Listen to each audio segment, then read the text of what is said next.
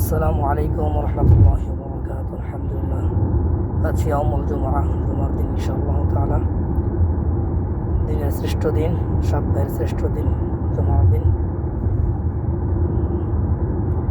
যাচ্ছি পবিত্র হারাম শরীফে জুমার নামাজ আদায় করার জন্য। আলহামদুলিল্লাহ, আল্লাহ তাআলা মেহেরবানি।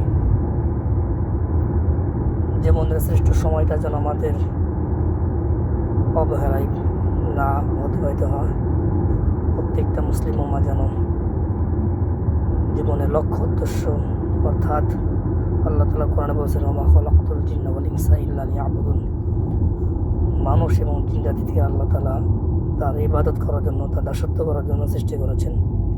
এর জন্য আমরা যে যেখানে থাকি না কেন, নামাজ যেন যথাসময় আমরা পড়তে পারি, নামাজ যেন যথাসময় আমরা আদায় করতে পারি, সেদিকে আমরা লক্ষ্য রাখবো ইনশাআল্লাহ তাআলা। নামাজ সম্পর্কে আল্লাহ রাসূল হাদিসে বলেন, ক্বালান নবী সাল্লাল্লাহু আলাইহি ওয়াসাল্লাম, আস-সালাতু ইমাদুদ্দিন, মান আকামাহা ফাকাদ আকামাদ্দিন, মান হাদামাহা ফাকাদ হাদামাদ্দিন, কামা ক্বালা নবী আলাইহিস সালাতু ওয়াসসালাম। হাদিসের অর্থ হচ্ছে, নবীজি বলেন, যে ব্যক্তি তার নামাজকে কায়েম করলো সে তার ধর্মের খুঁটিকে কায়েম করলো, আর যে ব্যক্তি তার নামাজকে নষ্ট করলো সে তার ধর্মের খুঁটিকে নষ্ট করলো।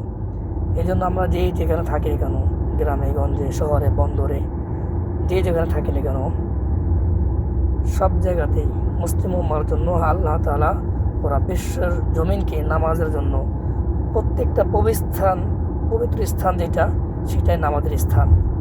আমরা যেখানে থাকবো না কেন ইনশাআল্লাহ, যদি আমাদের পবিত্র স্থানে আমরা থাকি, নামাজটা কায়েম করবো, আদায় করব। নামাজ কায়েম করলে ইনশাআল্লাহ বিজনিল্লাহ আমাদের সকলের রিজিকের অভাব দূর হয়ে যাবে ইনশাআল্লাহ। আর যারা নামাজের প্রতি উদাসীন, গাফলতি, দেখবেন আমরা যদি দেখি অনেক উন্নতি হচ্ছে, আসলে এটা উন্নতি না, এটা অবনতি। আর নামাজ যারা পড়ে, আমরা মনে করি নামাজ যারা সঠিকভাবে আদায় করে আল্লাহ তাআলা তাদেরকে অনেক বারাকা দিবেন। তার মধ্যে একটা হচ্ছে, আল্লাহ তাআলা কোরআনে বলেন, ইন্নাস সালাতা তানহা আনিল ফাহশাই ওয়াল মুনকার, যে নিশ্চয়ই নামাজ অশ্লীল অনৈতিক কাজ থেকে বিরত রাখে। নামাজ এমন একটি জিনিস, কাফের এবং মুশরিকদের মধ্যে, মুসলমানদের মধ্যে, কাফের এবং মুসলমানদের মধ্যে পার্থক্য হয়েছে নামাজ। একটা লোক যখন নামাজ পড়ে বোঝা যায় সে মুসলিম। আর কেবলমাত্র নামাজ এবং এই কাফের এবং মুসলমানদের মধ্যে পার্থক্য করার একটি মাধ্যম হচ্ছে নামাজ। লেবাস তো ওরা যে কেউ পড়তে পারে, সমস্যা নেই, কিন্তু নামাজ সেটা সকলে পড়ে না।